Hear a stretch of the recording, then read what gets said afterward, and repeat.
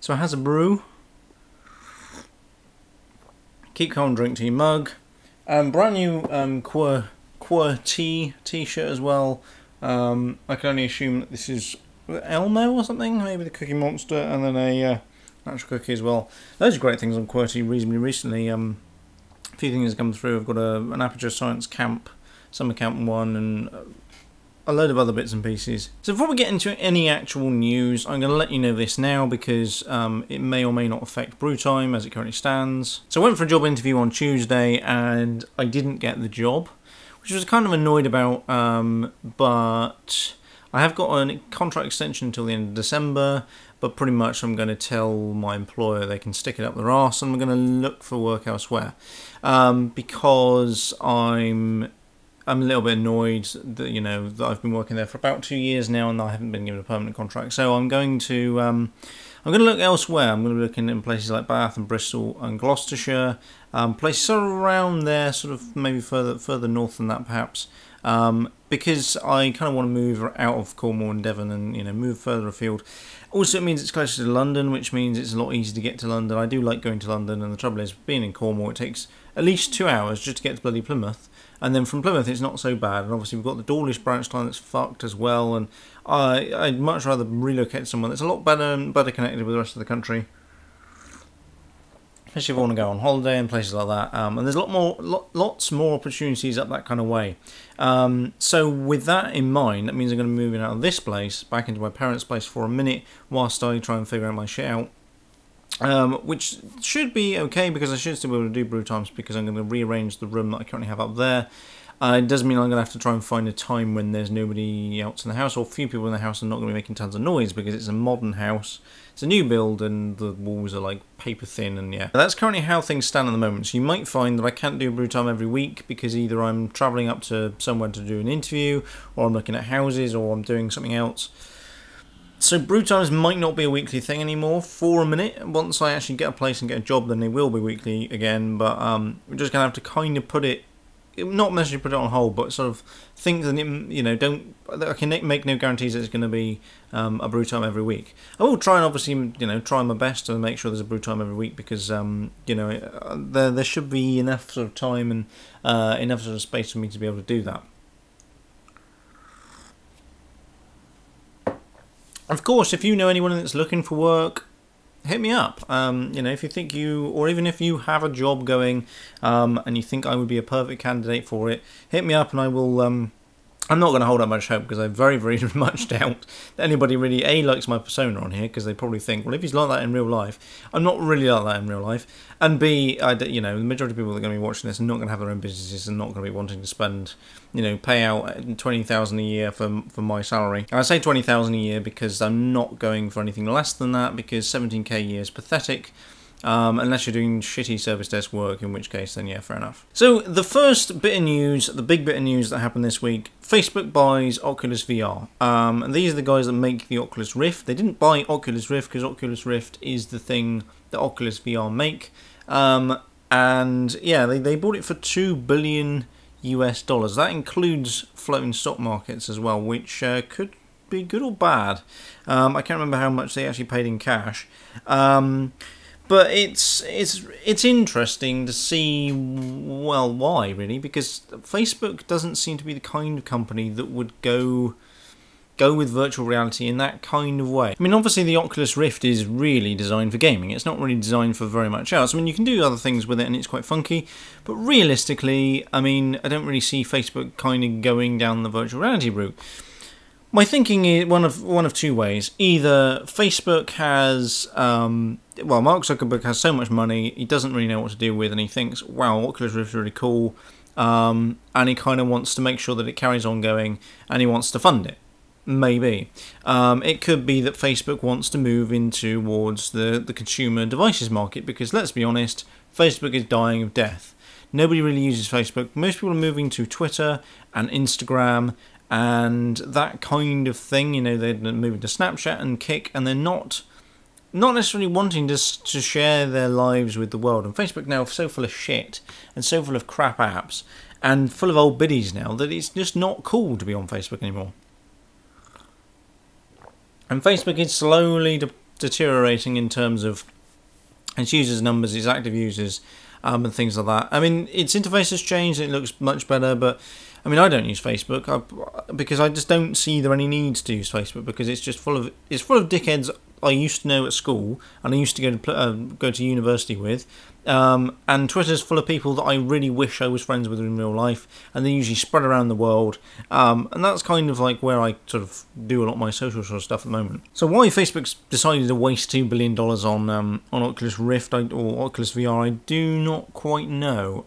There's actually a really interesting concept that someone's done at the moment, which allows you to do some weird virtual reality, Oculus Rifty kind of thing using a leap motion. That looks really cool. I'll put a link in the description below where you can actually see that. It does look really, really sweet. It looks fantastic. It's like a really good idea. And you can kind of have like a virtual marketplace and all that other kind of stuff. And that kind of stuff is quite cool. I suppose to a certain extent you might be able to do stuff like that. But considering you can kind of, like, the way they kind of set it up, you could do it on a monitor anyway. You don't actually really need to have that kind of interaction. It's not, I don't know, I mean, it's like, it depends on how the virtual reality is going to work. If it's going to move around with your head as you move your head and stuff, and you're going to be walking into a virtual marketplace, that might be quite cool. You know, perhaps a little bit Second Life-ish, perhaps, you know, maybe have an online persona that is, you know, you, and when you walk around and you bump into other people, perhaps, I don't know. It'll be interesting to see where it kind of goes and what Facebook does with it, because I would be really interested to see what they end up doing with that kind of technology. It might be that they just keep it separate, like they've kind of done with Instagram, like they're kind of probably going to do with WhatsApp, and then maybe nick a few developers from it and just kind of own it and take the profits from it, and that's it. But I mean, it is really interesting, and I'm kind of a little bit worried that Oculus VR have kind of just said yes to it. Obviously, the $2 billion doesn't even match the $2 million that they raised on Kickstarter, so maybe they just got really greedy and thought, well, actually, you know, $2 billion, we're not going to pass that up. It is, a lot of that is stock. So with Facebook stocks at the moment, that's probably not looking good. In 5 years' time, if Facebook's still alive, they might be shit out of luck. Because I don't think Facebook really has that much of a future, which is perhaps why Facebook are trying to buy up little companies, because they're going to just essentially be an IP licensing company, and they're just going to have all these IPs and they're just going to license it to other people, perhaps. I don't know. I honestly don't know what Facebook are going to do. They could do any number of things. And, you know, they could theoretically kind of be a Google and just create any product they wanted and see how it goes. You know, they could create Facebook Mail, and they could, I mean, they've always got Facebook Mail, but like an email service similar to Google.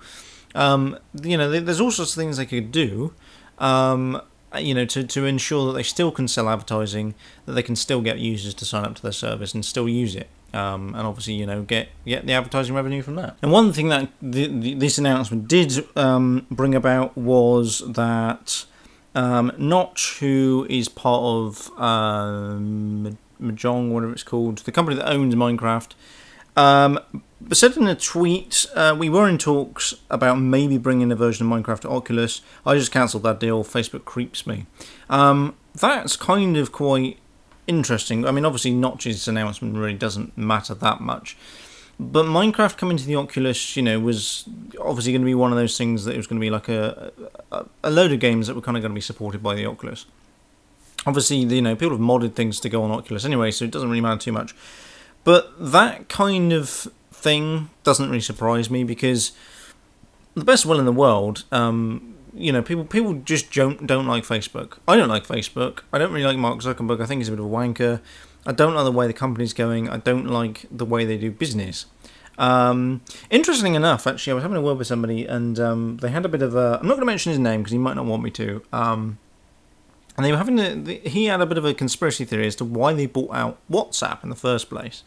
Because they owed a load of money to stockbrokers and stuff like that. They wanted to buy the company out and give them, so that then essentially that money that would be going to the people they owed money to, so perhaps you know, investors, it wouldn't spook the stock market into thinking, oh, they've just given away $2 billion to whoever.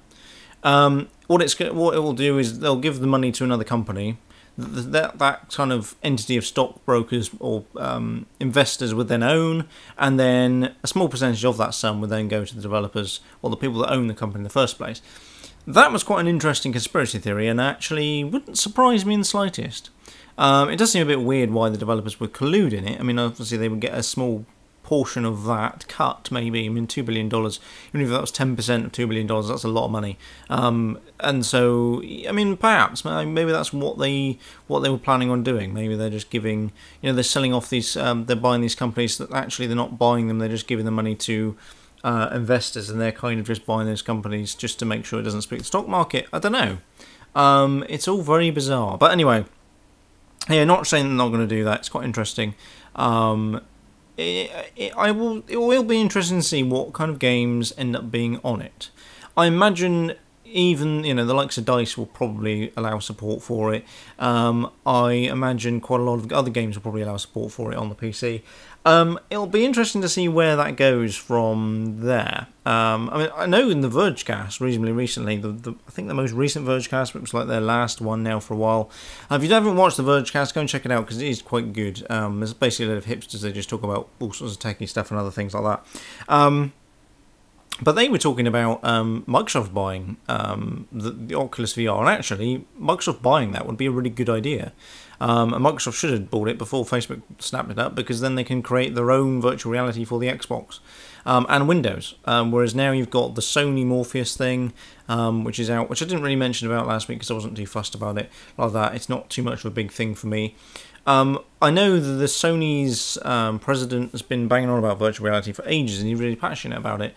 So I suppose that'll be quite good for Sony, because that means that they're going to have virtual reality for the PlayStation, and it'll just run natively and it will just work, and you just plug and play and it's fine. It'll be interesting to see how Microsoft kind of goes from there, whether or not they create their own thing, which they probably will end up having to do now, or whether or not they'll just say, do you know what, we'll bring Oculus support to it, and just do it like that. Because actually it would probably work out good for them, because it means A, they don't have to develop something, and B, everybody that's already got an Oculus Rift will then might go out and buy an Xbox One, and it'll work under Windows anyway. So actually, that's quite a good thing that Microsoft could do. I don't know what they will end up doing, because obviously they don't like colluding with third parties and stuff like that, or they do, but they like putting their own brand name on things. So Titanfall has an anti-cheat engine now, which basically means that if you cheat, you don't get banned from the game. What you do is you get put into a cheating lobby with other cheaters. So other cheaters will be part of the same lobby as you, and all everybody else will be in the non-cheating area and will be, pony noobs, normally, without being unfair to everybody else. Really, it's quite funny. There's a Q&A page on Titanfall's official website. It's like a fact sort of section. The question was, so what happens if I get banned? Their response is, great news, you can keep playing Titanfall. Less great news, you only get to play with other cheaters. You can play with other banned players in something that will resemble the Wimbledon of aimbot contests. Hopefully the aimbot cheat you paid for really is the best, or these all-cheater matches could be frustrating for you. Good luck. I thought that was absolutely fantastic. A really good way of, was it Bethesda that actually made that game? I think Respawn. Actually, I think it's Respawn Entertainment that actually made Titanfall. They're great, and if you actually look at the list, there's loads of other bits and pieces in there as well. It's just really funny and just hilarious. So the last thing really to end on is Office comes to the iPad and Android phones, and also the iPhone as well. The downside to that, though, is you do have to have Office 365, which is kind of not really, it's just stupid, really.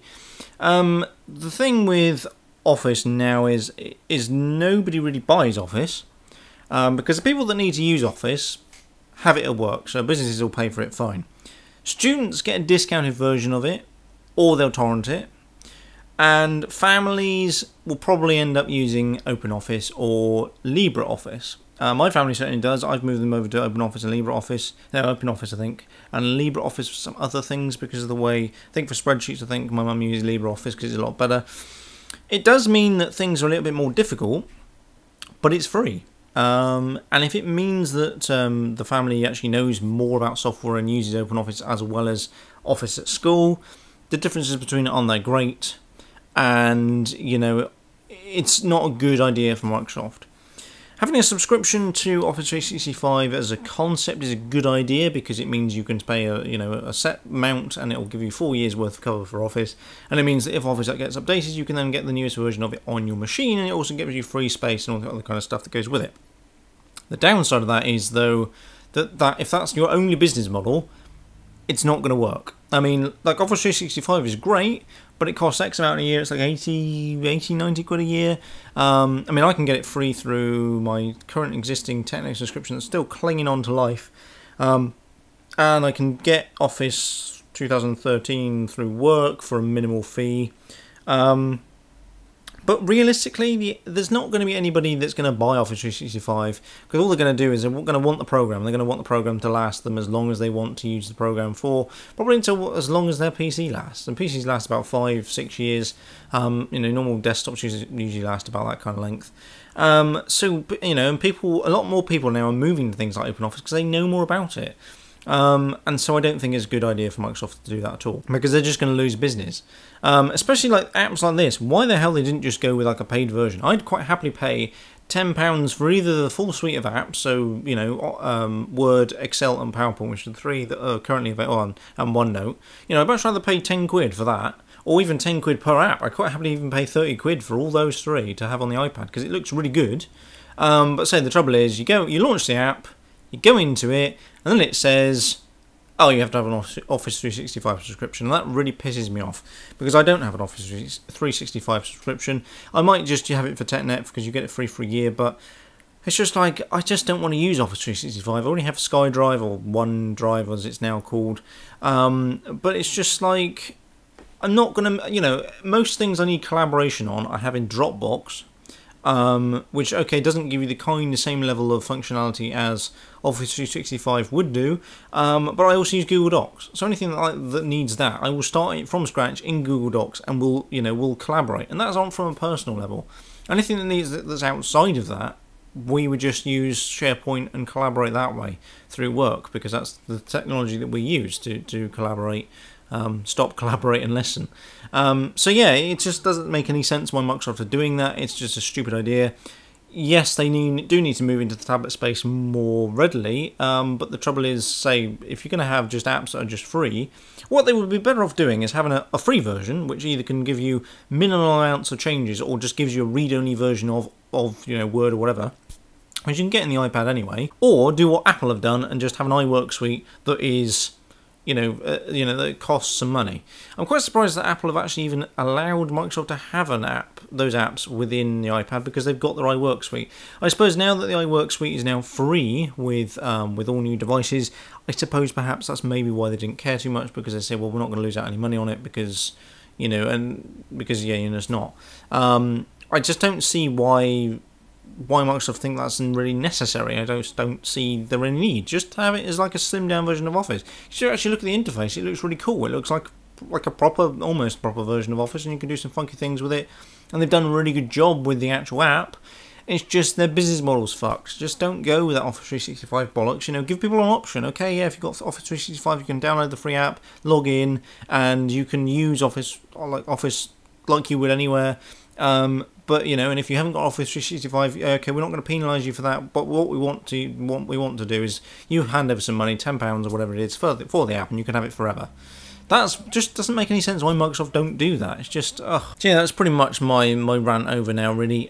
The Rode video mic that I tried out and I've been using for a couple of weeks and trying out for a couple of weeks, which you've only actually heard once, is being sent back because it's a piece of shit. The Rode video mic, people always used to hold the Rode video mic in quite high esteem. It's not the Pro version, it's the next one down. It's about 80 quid, and I bought it because I thought, yeah, great, because then I can have just an all-in-one audio system. It doesn't matter. There's several things wrong with it. One, from the mic standpoint, it's just crap build quality. There were scratches on it when it arrived. The 3.5mm jack didn't always fit in every other 3.5mm input, so sometimes it would work. It would fit in others, and not. It would fit in some and not others, and it would be loose, and there'd be all sorts of weird things with it. So there was that. And overall, the build quality was cheap and crap and rubbish. For a Rode mic, you expect it to be decent. And then there was the fact that when I plugged it into my camera, the signal-to-noise ratio was absolutely shit. It was the same with my laptop. When I plugged it into my laptop, it was exactly the same. And I couldn't be bothered to go out and buy a recorder, because I figured if you're going to go buy a recorder, then there's no point me getting a shotgun mic, because I'll just use a recorder instead of my Samsung CO1U, which seems to be doing quite a good job as it currently stands. Obviously, if I go out and about and I end up going to tech shows, which is very unlikely, but if I end up going to tech shows, then yeah, fair enough, I might invest in something a little bit more heavy, perhaps like a Zoom H6 or something like that, and a shotgun mic attachment on the end of that. But, you know, for a minute, I'm probably not going to bother with any of that. We're slowly creeping to 1,000 subscribers, which is really great. I think the last check was 912 subscribers, 914, something like that, which is fantastic. So, hopefully we can get to 1,000. Once we get to 1,000, there will be a giveaway. I'm not going to do it before that because I don't see there any point. Well, I might do something before that, perhaps, maybe next week, I don't know. And we'll do like a load of giveaways of mugs and some t-shirts and many other things. And it will be an international thing, and there'll be several prizes and several winners, and it'll all be really good. It's basically sort of my giving back to you, giving back to the community, thanking you for putting up with my shit for 2 years now, 3 years. I can't remember when I actually started this. Obviously, as Brewtime's grown, it's grown into something a little bit better. It's a weekly thing now. It's actually episodic, which is great. The only downside now at the moment is that I can't really do reviews. I haven't done reviews for ages. Hopefully that does change. I might be able to do some when I'm actually down at my parents' place if they've got a free house and stuff, because I'll have a nice decent setup in there, and the place will be reasonably tidy because a lot of this stuff will be going into storage. So yeah, I think that's pretty much all I've got to say on the matter. Obviously, hit me up on Twitter at AzzyChill. Send me an email, azzychill@gmail.com. And apart from that, I shall catch you in a later video.